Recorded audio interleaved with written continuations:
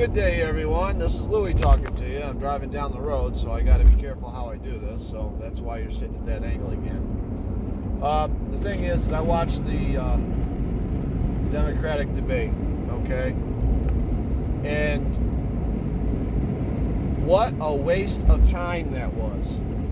All they did was talk over each other and lie, all right? First lie came from I think it was Bernie Sanders. He was talking about his health care package.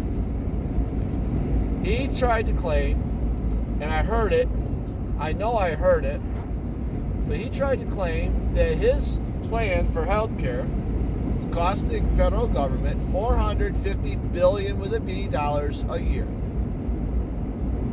That's a lot of money, but it won't be enough. I don't know where he got his figure from, but I know what my medical bills look like just for my type 1 diabetes. And that doesn't add in injuries or other illnesses that come along that I have to go to the doctor for. Okay?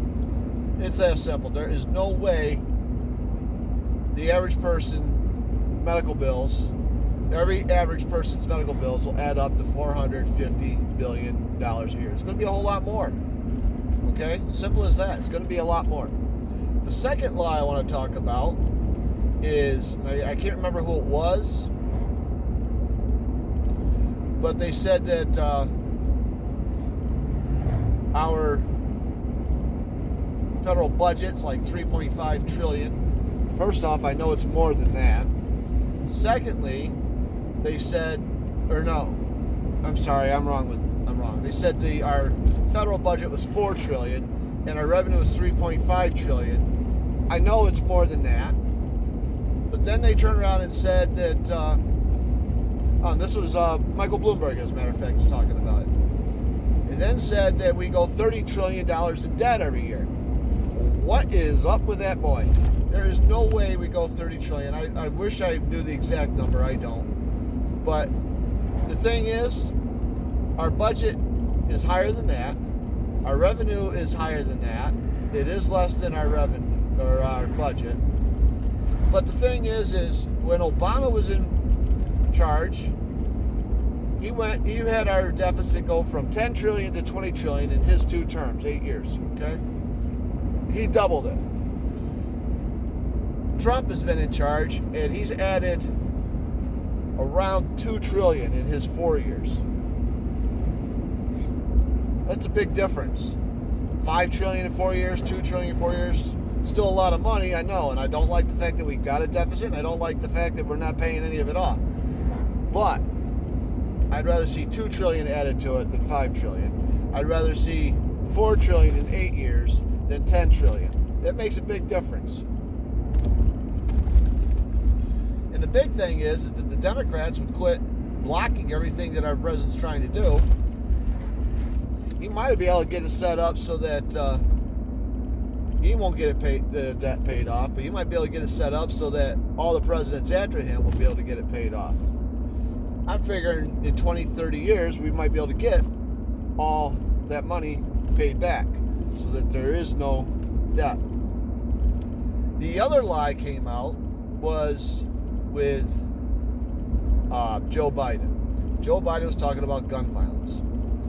His words were, 150 million people have died from gun violence since 2007. We have around 330-some million people in this country. I could be wrong. It may have gone up since then. In fact, I'm sure it probably has. But the fact is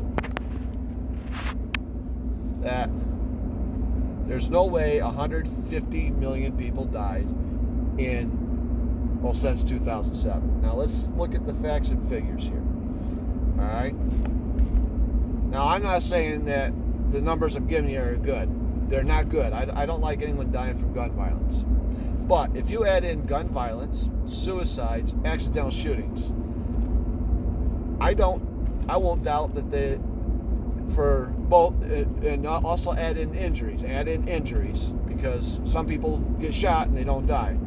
Add in injuries under all those categories.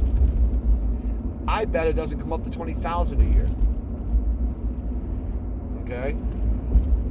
20,000 times 13 does not come out to 150 million people.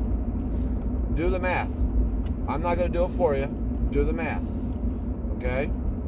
But I'm betting it comes out to around, since 2007, I bet it's coming around to 250,000 people that are injured or killed due to gunshot wounds. Not necessarily gun violence, but gunshot wounds. Okay?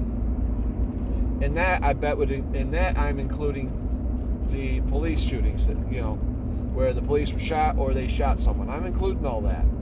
I bet it doesn't come up to 20,000. Now, with all that being said, and the fact that these Democrats can't seem to follow the rules, why would anyone vote for a Democrat? And when I say they can't follow the rules, let's face it. If you saw what I saw, you'd understand what I'm talking about. They had time limits to their responses. This will not center me up. I don't know why. They had time limits to their responses. Not a one of them could stick to that time limit. On top of that, they were told to allow each person to speak, raise your hand to make a response to what they had to say. They couldn't do that. They were talking over each other. On top of that, they were taking cheap shots. I understand that it's a fight right now. They have to argue. They have to get their point across. But how can you get your point across when you're making cheap shots at your opponents? Okay? I'm not a politician in any way. I'm the average Joe. I do know this. When they were talking over each other and they were bickering and arguing on that stage, I couldn't understand pretty much what any of them were saying.